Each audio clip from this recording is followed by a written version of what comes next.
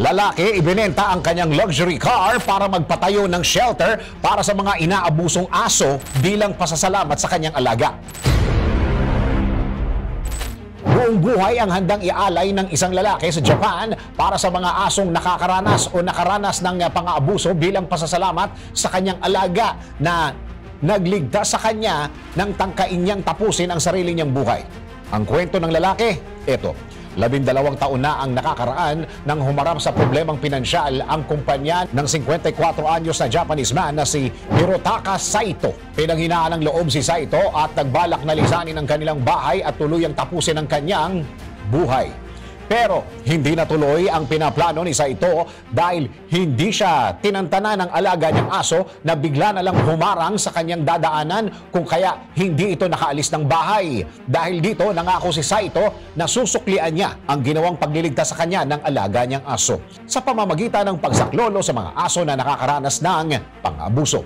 Sinimula ni Saito ang kanyang hangarin sa pamamagitan ng pagbebenta ng kanyang luxury car at ipinatayo ang Once Free Canine Rescue Center na matatagpuan sa Central Japan. Tumatanggap ang shelter ng mga asong may temper, yung tipong tinatahulan at kinakagat ang kahit na sino. Ayon sa report, tumatanggap ang shelter ng mga asong nakakaranas ng pang-aabuso na siyang naging dahilan kung bakit may temper ang mga ito.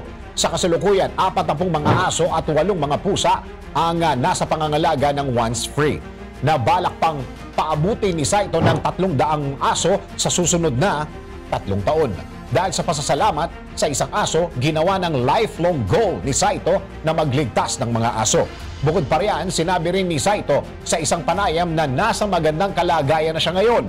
Sa mga pet lovers dyan, hanggang saan aabot ang pagmamahal nyo para sa inyong mga alaga? Willing din ba kayo na maging pet rescuer?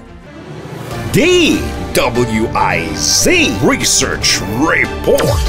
Report.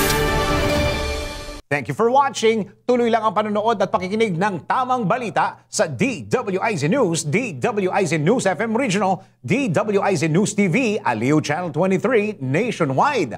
Mag-follow, like, subscribe at i-share ang aming mga social media accounts.